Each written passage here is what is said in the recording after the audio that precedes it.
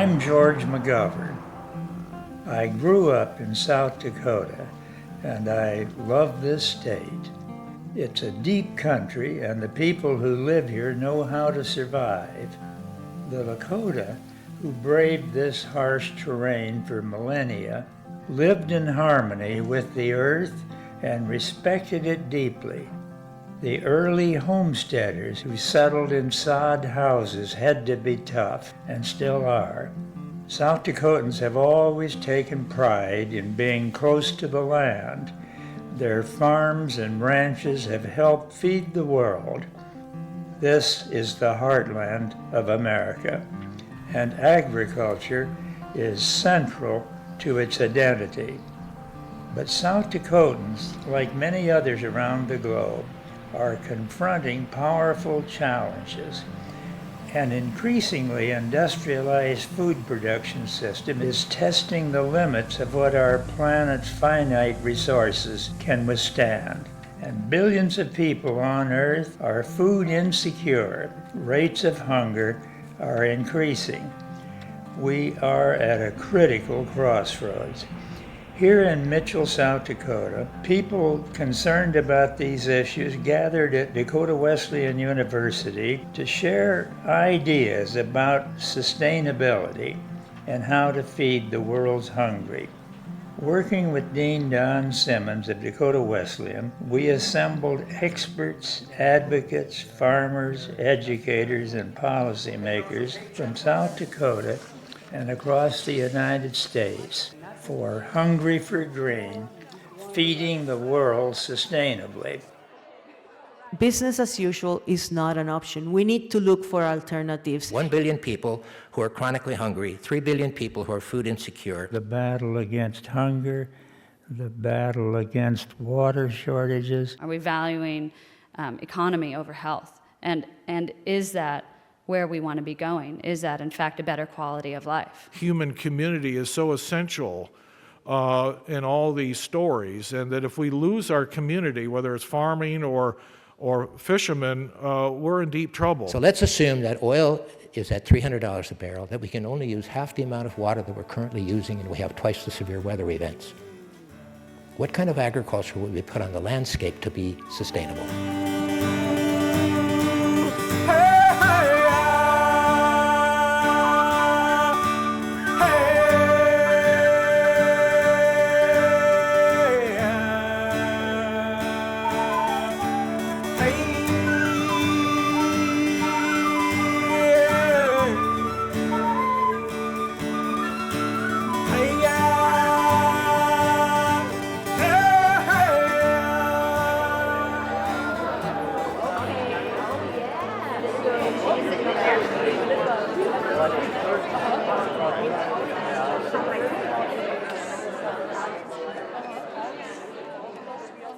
From my first days in public life, the central interest was ending hunger both in this country and in the world around us. That really began with World War II, when I saw real hunger in war-torn Italy.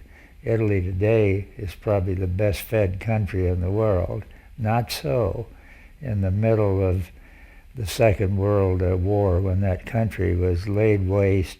So that's when I first decided that if I ever got a chance to reduce hunger in the world, wherever I found it, I was going to make the most of it. We haven't had that experience. We've always, food's always showing up at the supermarket, and so, if we have a little over 400,000 farmers that produce 94% of our food now, as we have, at least as of the 2002 statistics, why is that a problem? Plenty of food showing up. We do not know how serious it is. The aging population, and here it's no different in this community, even though it's been traditionally agricultural.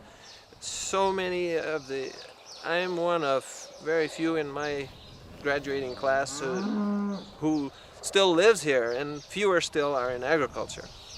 It's serious because it's not only the future of agriculture and food production, it's the health and vitality of the community and the small towns. We've, I think, been aware for a long time, those of us who grew up in farming communities and in rural areas in the country, that food is not something that you just go get at the market. It's something that's grown and produced. And unfortunately, I think for many Americans who live in more urban areas, they don't really make that connection.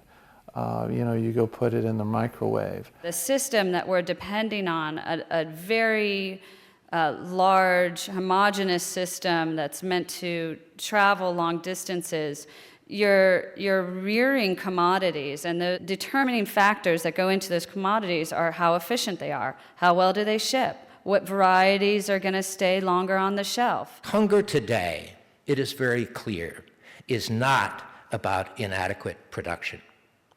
We are and have for some time produced enough food calories to feed every man, woman, and child on this planet. There is no question about that. There have always been at least two major factors in the hunger problem. One is our capacity to grow food, to produce food that is delivered to the consumer in a healthy form, to protect the land against erosion, against excessive applications of chemicals. In short, to make food production a sustainable enterprise. And that's a big challenge. And the other thing is the issue of food security.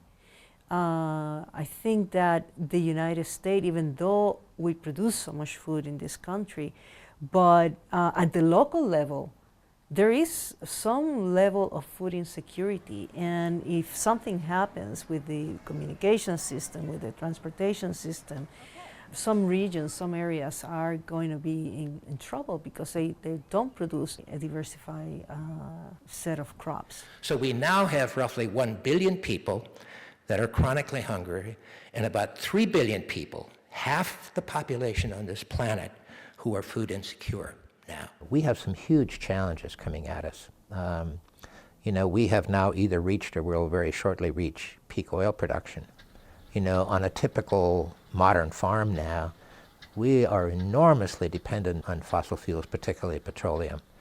All of our fertilizer in one way or another comes from petroleum. Our farm equipment is manufactured with petroleum energy. So, it's not just the diesel fuel in our tractors, it's virtually everything that we do on the farm is enormously dependent on fossil fuels. So as petroleum costs go up in our current agriculture system, farmers are going to be faced with an explosion of rising costs. To some extent, they already are. We can't continue to do this in the future. And it's not just production agriculture, it's also our modern food processing, et cetera. So every time that you and I drink a cup of coffee, we're consuming 140 liters of water that's embedded in that cup of coffee when we look at all of the water to produce the coffee beans and process it and make it available. The link between energy and food is so strong and so direct. The production of food is a very energy-intensive business. And it doesn't matter if you're doing it at a localized level or on a global level. Now, of course, it's more energy-intensive on the global level. But, putting a tractor into a field, that uses a lot of energy. Getting it to market takes a lot of energy. If we can solve this mystery of how to have energy be both affordable and environmentally responsible, I think we're going to unlock a prosperity that is going to pay dividends for generations. And let me remind you that sustainability, while a lot of people say, well, you can't define it, so how can we even talk about it? Well, actually, the definition of sustainability is quite simple, and it's in every dictionary. It's simply how do you keep something going? How do you keep it in existence? That's what sustainability is about. So what we're really talking about here now when we talk about sustainability is which of these paths is going to enable us to have a food and agriculture system that can keep going and can, in fact, solve the problem of hunger eventually, right? The consolidation and the control that the large corporations have over the system is a big deal. About 90% of all the trade in grain is controlled by 3 corporations.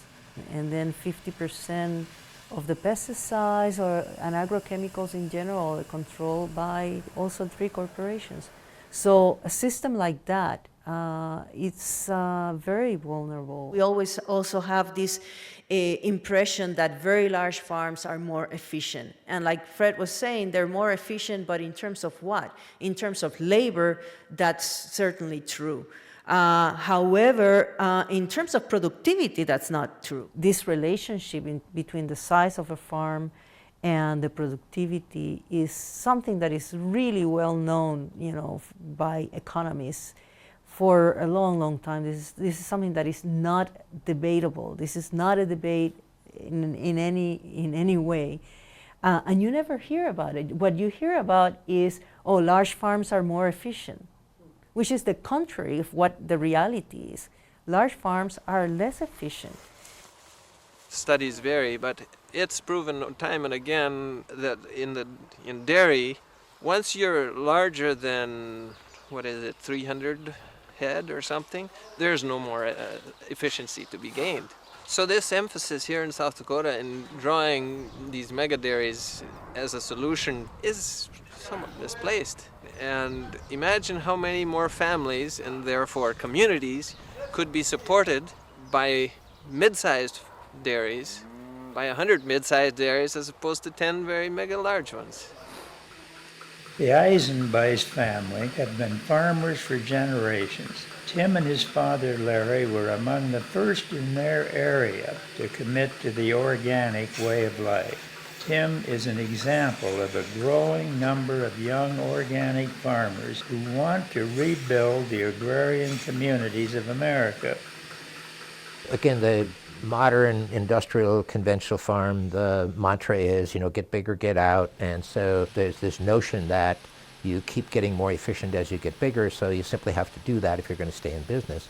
Well, studies have been done now, and Mike Duffy at Iowa State University did a study here a few years ago looking at farms in Iowa to see whether or not that was true. Do farms keep getting more efficient as they get bigger? And so, not surprisingly, he found that farms in Iowa did get more efficient up to a certain point. But at a certain point, there was no longer any further efficiencies to be gained. And what he discovered in Iowa is that a typical corn-soybean farm reaches its peak efficiency, and now efficiency understood as output for input, reached their peak efficiency at about 600 to 900 acres. After that, there was no more. In fact, in some instances, efficiencies were lost to some extent. In a typical market hog farm, they reach their peak efficiency at about 1,200 hogs per year. Now, when you think about that, that's about the size of what most of us would consider a family farm. If you want to produce a lot of food, what you need to do is break up large farms into small farms. The small farms are much more productive, and it's in part because of that connection with the land that they have, but also if you have a small farm, you use your farm very efficiently. You know every corner of your land. When you have a farm that is 3,000 acres and you farm it by getting into a tractor and run it back and forth, and applying the chemicals and the seeds and all that, you don't have that connection with the land. You don't know your land as well. And also, you don't need to have as much knowledge about the ecology of the system to manage the farm.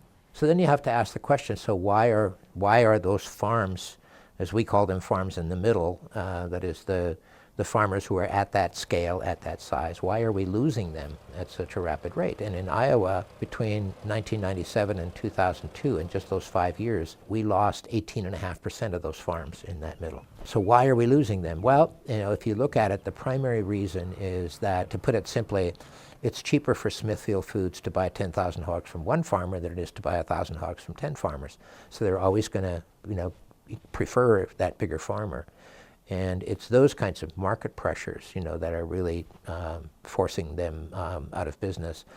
But again, it's precisely those farmers in the middle who are at that size who are in the best position to meet these highly differentiated markets, because the very big farmers who are mass producing an undifferentiated commodity, it's very difficult for them to transition to produce these highly differentiated products. The focus should be on the small farmers, and especially if the intention is to reduce hunger in the world and reduce poverty in the world. Most of the poor people in the world are in the rural areas, even though 50% of the world now is urban, but 75% of the poverty is still in the countryside, is still in the rural areas. They could be producing their own food. They could be producing their own food sustainably. It's possible to produce enough food to feed the world sustainably. So these are people that actually can produce. They are living in the land. Of course, they need to have access to the land. If we are to have a sustainable food supply, we need to have sustainable communities. We need to be able to make things smaller, to have people more in control of their own destinies. So the one path is what I would call the Lone Ranger path, right? We're going to have a small group of people coming in, developing powerful technologies, and coming in to save the day, and it will solve the problem of hunger. The other path is much closer to the kind of wisdom and approach that our Native American brothers and sisters developed on this land long before we came here. And that is the path where we are not in charge. We are simply a part of the biological community which has evolved on this planet, and it's Mother Earth, and which nurtures all of us, not just us as humans, but all of the other biological organisms. And either it's all healthy or none of it's healthy.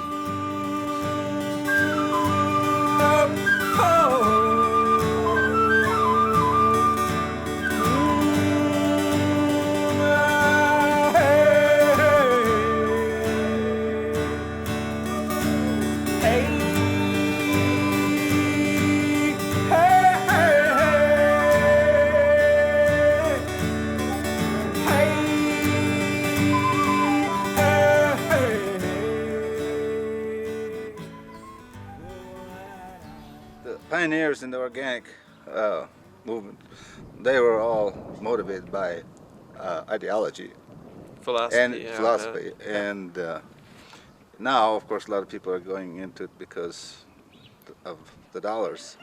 Premium And prices. yeah, I'm sure many now, too, are simply unfulfilled by the conventional model, which is so intensive with capital and petroleum, and don't like that approach. And so it's a philosophical choice for them, too, and theological perhaps even, of care for the land and for the people.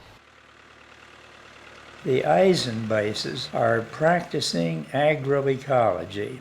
They farm with the earth without imposing their will on it indiscriminately. Agroecology is an approach to food production that incorporates traditional knowledge, diversified crops, and ecologically responsible practices to build strong farming communities. It is a rapidly growing movement. We feel good about, producing food for the consumer.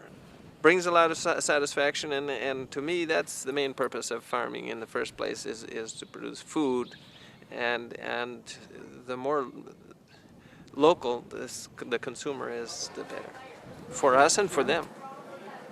Part of the idea of agroecology is to incorporate local knowledge, indigenous knowledge, traditional knowledge, and combine it with science, with scientific evidence, of these different practices. And so part of the idea is to use the science of ecology and apply it to the agricultural system. But when we do that, we also discover that, people have been using this method for a long time. And so it's kind of these two areas that had been developed to a certain extent in parallel are meeting together in what we call agroecology. When you have biologically healthy soil, you dramatically reduce insect pressure, disease pressure, and increase both quality and yield. It all comes down to restoring the biological health of the soil. And this is now no longer theory, it's been demonstrated. And in addition to that, biologically healthy soil means you only need to use about half the amount of water, because biologically healthy soil absorbs and retains more moisture. What we need to do, it seems to me, is to try to retrieve some of the values that we've lost, from the past, and then apply those, to the present. And And I still think that one of the best ways to do that is to do the kind of thing that the Organic Valley of family farmers are doing. You know, it's interesting, the average age of farmers now is, I think, something like 57, and they're getting older. Organic Valley farmers are 41, and they're getting younger. And so what they have done is figured out a way by linking farmers together and cooperating together to give them some power and then find a market niche that the public wants to support and then create that relationship. That changes the culture. Organic, of course, is very different than diversified agricultural system. But what I have found is that many of the organic farmers are very interested in applying agroecological methods. And agroecological methods include biodiversity, include the use of different crops, perhaps for reduction of pest damage, for lowering the risk when something is in high demand and other things are not. You can basically reduce your risk that way. So it's I think that in order to move toward a more organic production, we have to start diversifying the agricultural system. It's very hard to produce something organically in 1,000 acres of a monoculture.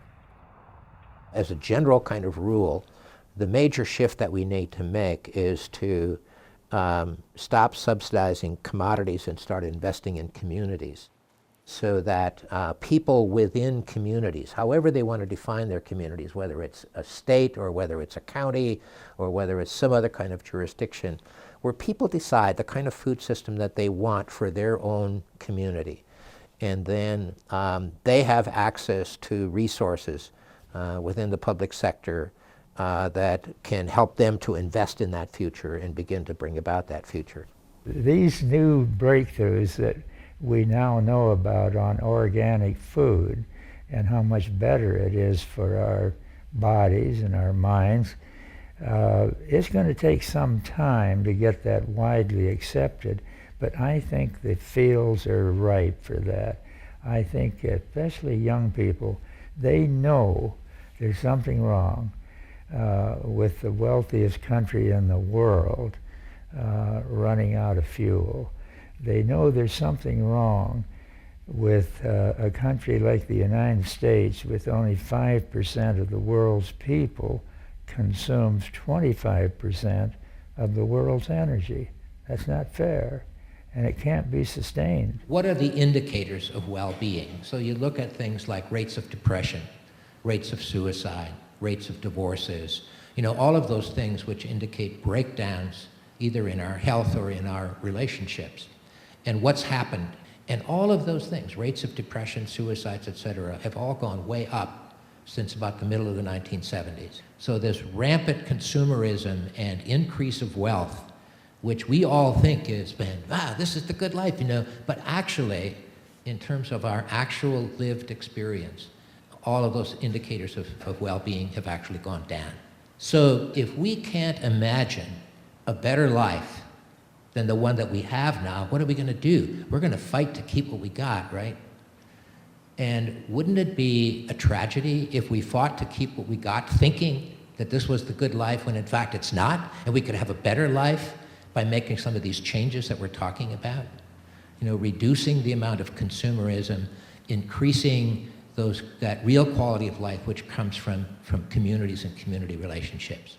When local people look at their local problem and come up with local solutions, and then with very little money, they can make enormous changes and differences within their communities to solve their problems. I think that's a model that we ought to really look at on a much larger scale. It's been interesting, even just a couple of days after the conference, I've had several people that came up to me and said, I'll never look at purchasing food the same again.